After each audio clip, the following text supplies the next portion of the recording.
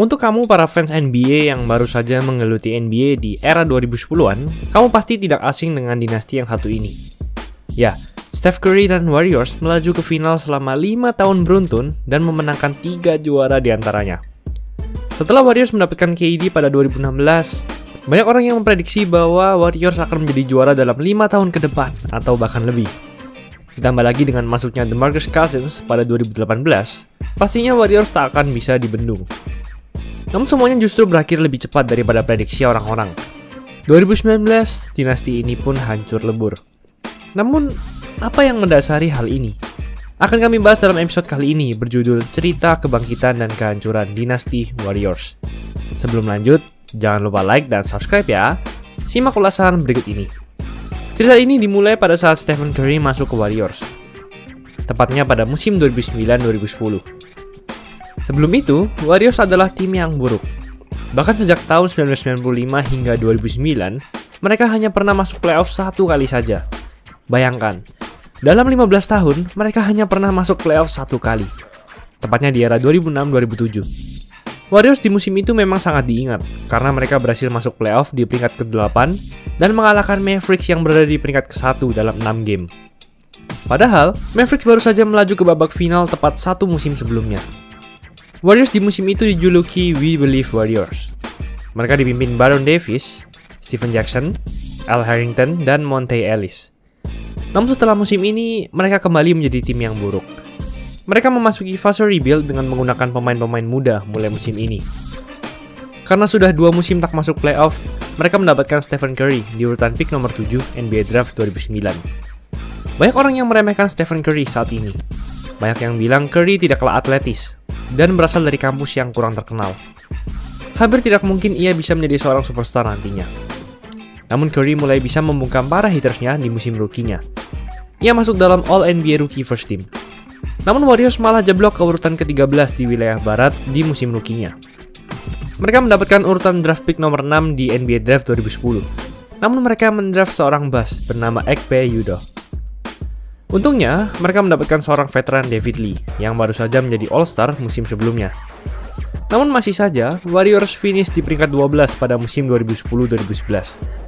4 tahun sudah mereka tidak masuk playoff. NBA Draft 2011, mereka mendapatkan Klay Thompson di urutan pick nomor 11. Mereka juga mengganti pelatih mereka menjadi Mark Jackson. Namun sayang, di musim 2011-2012, Curry mengalami cedera ankle parah yang membuatnya menepi hingga akhir musim. Akibat ditinggal skor utama kedua mereka, Warriors lagi-lagi finish di peringkat ke-13. 5 tahun tidak masuk playoff. Meskipun begitu, Klay Thompson berhasil masuk dalam All-NBA Rookie First Team. NBA Draft 2012, mereka mendraft Harrison Barnes di urutan pick nomor 7 dan Draymond Green di urutan pick ke-35. Saat ini, Draymond Green memang masih menjadi pemain yang buruk.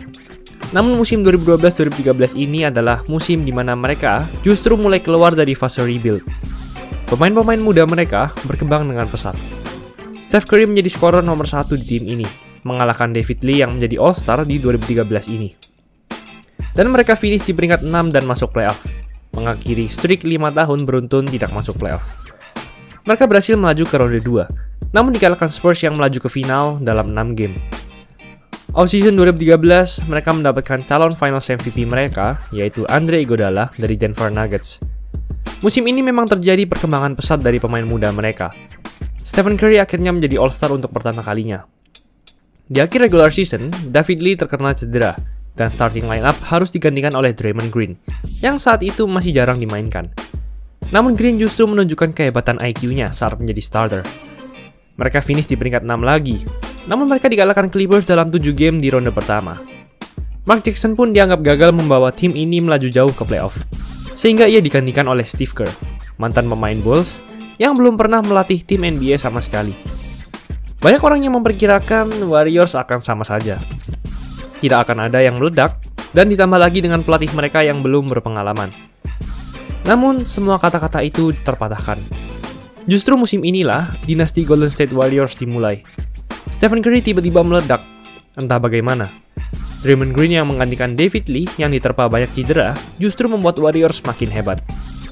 Warriors finish di peringkat 1 wilayah barat, jauh di atas peringkat musim sebelumnya. Steph Curry menjadi MVP, dan Klay Thompson menjadi All-Star pertama kalinya. Mereka berhasil melaju ke final NBA saat playoff, pertama kali sejak 1975. Mereka bertemu Cleveland Cavaliers yang juga punya Big Three, namun Irving dan Love tak bisa bermain karena cedera. Alhasil, Warriors mendapatkan juara. Musim selanjutnya, meskipun mereka kehilangan David Lee yang di-trade ke Celtics, namun musim ini adalah musim tergila dari sejarah NBA.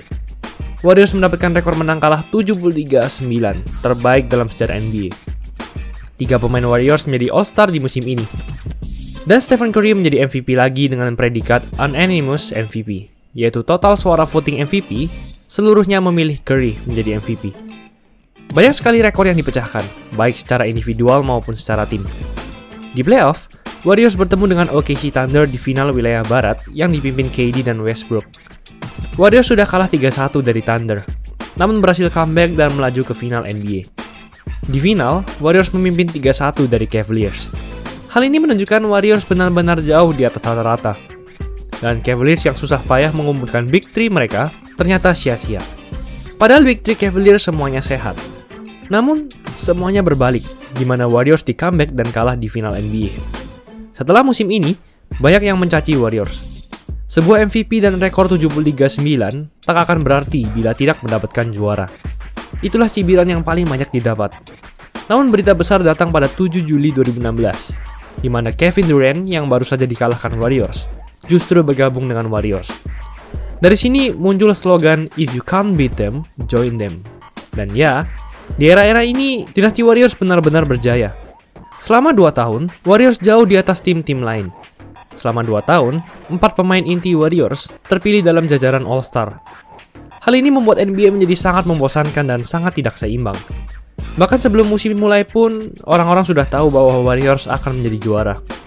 Mereka melaju ke final dengan mulus, mengalahkan Cavs 4-1 di final NBA 2017, menyapu bersih Cavs lagi di final NBA 2018. Dan 2019, Warriors diprediksi akan menjadi juara lagi, dengan masuknya DeMarcus Cousins yang juga menjadi All-Star di musim sebelumnya. Tambah lagi dengan LeBron James yang berpindah ke Lakers, yang saat itu masih berisi roster-roster yang sangat muda dan tidak berpengalaman. Hal itu tentu membuat jalur Warriors semakin mulus. Warriors berniat untuk mendapatkan tripit juara. Warriors lagi-lagi menjadi peringkat 1 di akhir regular season 2018-2019. Namun di sini mulailah kehancuran Warriors nampak. Ada sebuah pertandingan di mana KD dan Draymond Green bertengkar hebat. Draymond tidak mau memberi bola ke KD saat detik-detik akhir dan malah melakukan turnovers. Saat di bench, mereka berdua terlihat bertengkar. Mulai terlihat tanda-tanda bahwa sebenarnya tim yang hebat di luar tidak selalu indah di dalam. Green dan KD memang 2 pemain yang hebat, namun mereka tidak cocok satu sama lain. Di playoff, wabah cedera melanda Warriors. Pertama, DeMarcus Cousins mendapat robek quadriceps di ronde pertama. Lalu di ronde 2, Curry mendapatkan cedera di dislokasi jari, serta KD mendapatkan calf strain.